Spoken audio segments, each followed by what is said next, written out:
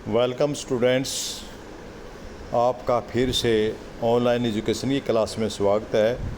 और जैसा कि आपको पता है कि हम कर रहे हैं 11वीं कक्षा का स्टैटिक्स पार्ट 1।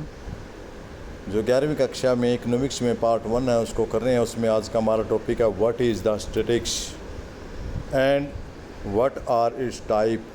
आज हम हिंदी में इसके बारे में बात करने वाले हैं। तो आज आपका सभी इस टॉपिक को देखेंगे और करेंगे। स्टैटिक्स का इंट्रोडक्शन, फीचर, फंक्शन, लिमिटेशन, आज इनमें से हम कुछ ही पार्ट इसका करेंगे कि सांख्यिकी क्या है और बहुवचन के रूप में सांख्यिकी के बारे में हम जानेंगे। सबसे पहले हम कोशिश करेंगे जानने का व्हाट इज़ स्टैटिक्स, कि सांख्यिकी है क्या। तो ये आप बच्चों के लिए बिल्कुल नया शब्द है। 10वीं तक आपने इसके बारे में कभी नहीं पढ़ा होगा शायद, मेरे ख्याल में कुछ मैथ के बच्चों को पता हो तो अलग बात है। सांख्यिकी क्या है? सांख्यिकी से अभिप्राय संख्यात्मक सूचनाओं या उससे संबंधित ऋणात्मक तथ्यों। एक बार फिर से, सांख्यिकी से हमारा मतलब संख्यात्मक सूचनाओं या उससे संबंधित ऋणात्मक तथ्यों के निष्कर्ष का अध्ययन करना से है। सामान्य शब्द में ये भी कहा जा सकता है कि सांख्यिकी का अर्थ संख्यात्मक सूचनाओं का अध्ययन करना तथा निष्कर्ष निकालना होता है। सांख्यिकी के अंतर्गत विभिन्न तरीकों, उपायों से और सूचनाओं का भंडार एकत्रित करके उनका वर्गीकरण करना, प्रस्तुत करना, विश्लेषण, निर्वाचन किया जाना होता है। सांख्यिकी को एकवचन और बहुवचन दो रूपों में परिभाषित किया जाता है। सबसे पहले स्टैटिक्स एज प्लूरल नाउन। सांख्यिकी बहुवचन के रूप में आज हम पढ़ने जा रहे हैं इस वीडियो में। तो सबसे पहले हम पढ़ेंगे बहुवचन के रूप में सांख्यिकी क्या है।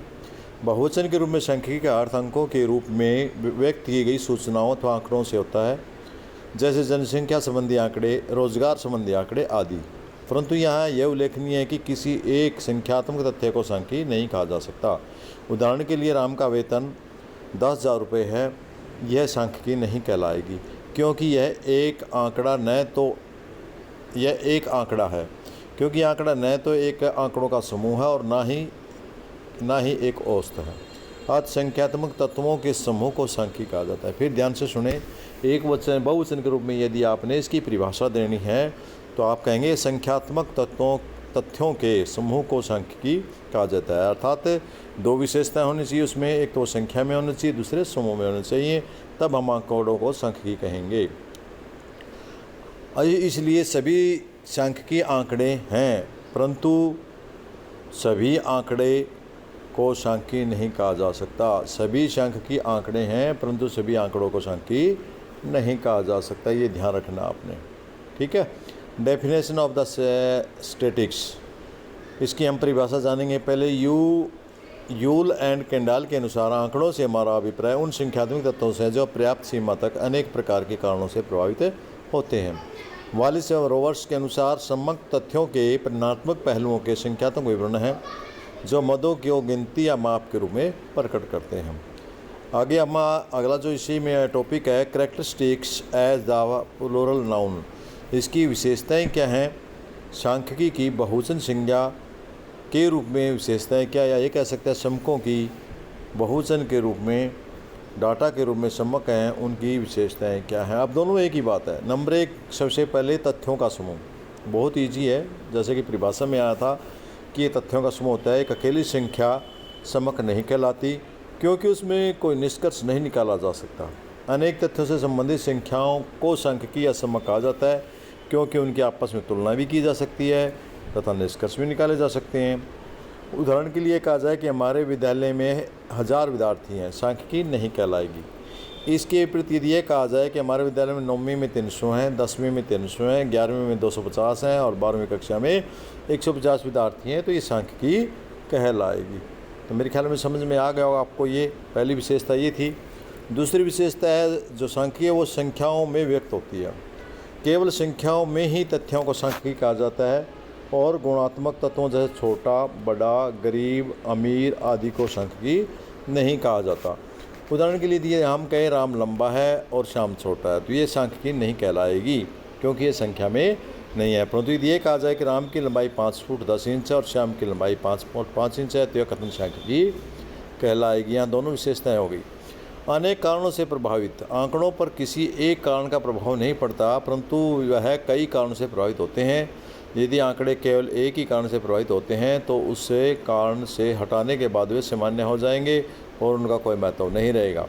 उदाहरण के लिए, किसी वस्तु की कीमत 30% वृद्धि हो गई तो इसके पीछे कई कारण हो सकते हैं, जैसे आपूर्ति में कमी, मांग में वृद्धि, मजदूरों को अधिक मजदूरी या करों में वृद्धि आदि। अगला इसकी कैरेक्टरिस्टिक की अगली विशेषता है उचित मात्रा में शुद्धता। सांख्यिकी में आंकड़ों को एकत्रित करते समय शुद्धता के उचित स्तर का भी ध्यान रखना आवश्यक है। अशुद्ध आंकड़ों का कोई महत्व नहीं होता, क्योंकि अशुद्ध आंकड़ों से निकाले गए निष्कर्ष भी गलत होते हैं। अगली पांचवी विशेषता है इसकी, वह है एक दूसरे से संबंधित के रूप में होना। केवल उन संख्याओं को ही समक कहा जाता है जो एक दूसरे से संबंधित हो, अर्थात उनकी परस्पर तुलना की जा सके। यदि उनमें तुलना का गुण न हो तो वह संख्यात्मक होने के बावजूद भी सांख्यिकी नहीं कहलाएगी। उदाहरण के लिए यदि हम कहें कि राम की आयु 20 साल है, मोहन की लंबाई 5 फुट और श्याम का वजन 50 किलो, तो इन संख्याओं का आपस में कोई संबंध नहीं है, इसलिए हम इसको सांख्यिकी नहीं कह सकते। इन संख्याओं का संबंध नहीं कहा जा सकेगा क्योंकि इनका आपस में कोई संबंध नहीं है, और इनकी तुलना भी नहीं कर सकते क्योंकि एक वजन एक किलोग्राम में है, एक फुट में है और एक आयु में है, साल में है, तो इनका कोई विशेष माप नहीं हो सकता। तीनों ही अलग अलग बातें हैं, इसलिए इसको सांख्यिकी नहीं कहेंगे। इसके प्रति यदि तीनों की आयु या लंबाई या वजन संबंधी आंकड़े दे रखे हों तो ये समक कहलाएंगे।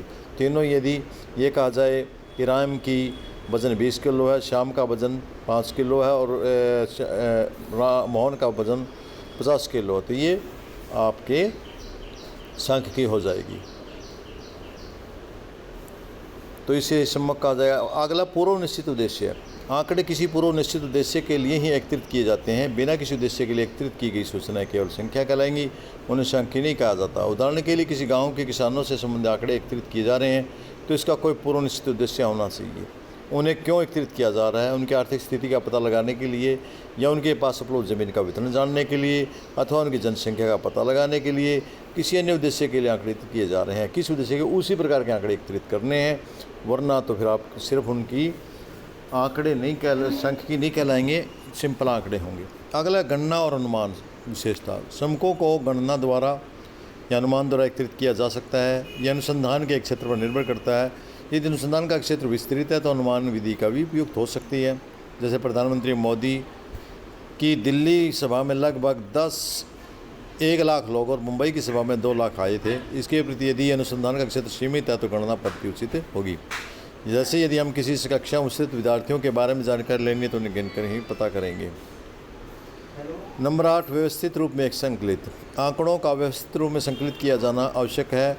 इन्हें एकत्रित करने से पहले योजना बनाकर लेनी चाहिए और अव्यवस्थित रूप से संकलित किए गए आंकड़ों से कोई निष्कर्ष नहीं निकाला जा सकता। यही 8वां पॉइंट आपका। दोबारा से फिर मैं दोहरा देता हूँ आपका। आंकड़ों का व्यवस्थित रूप से संकलित किया जाना आवश्यक है। इन्हें एकत्रित करने से पहले योजना बनाकर योजना बना लेनी चाहिए। अव्यवस्थित रूप से संकलित किए गए आंकड़ों का कोई निष्कर्ष नहीं निकाला तो उन्हें व्यवस्थित करना जरूरी होता है। संक्षेप में हम कह सकते हैं कि जब तक तथ्यों से संबंधित संख्याओं में उपरोक्त गुण न हो तो उन्हें सांख्यिकी नहीं कहा जाएगा। अतः यह कथन सही है कि आपकी आंकिक आंकड़ों को सांख्यिकी नहीं कहा जा सकता, परंतु सभी सांख्यिकी को आंकिक आंकड़े भी कहा जा सकता है। यानी सभी आंकड़े सांख्यिकी नहीं है, सभी सांख्यिकी आंकड़े हो सकते हैं। तो आपको ये मेरे ख्याल में आज का इतना ही काफ़ी था आपके लिए। यही टॉपिक आपने याद करना है कि सांख्यिकी बहुवचन के रूप में और सांख्यिकी क्या है, फिर सांख्यिकी बहुवचन के रूप में और बहुवचन के रूप में उसकी कैरेक्टरिस्टिक्स क्या है। तो हमने आज की इस वीडियो में आपको हीरोस्टैटिक्स 1 शॉट यानी एक शॉट में ही आपको बहुवचन के रूप में ही आपको समझाई है। मुझे उम्मीद है आपको अच्छी लगी होगी और आपके लिए ये हेल्पफुल वीडियो रहेगी टॉपिक समझने में। यदि आपको समझ में आया और अच्छा लगा कमेंट करें, शेयर करें, सब्सक्राइब कर लें चैनल को ताकि आपकी और ज़्यादा हेल्प हो सके। थैंक यू, सभी का बहुत बहुत धन्यवाद।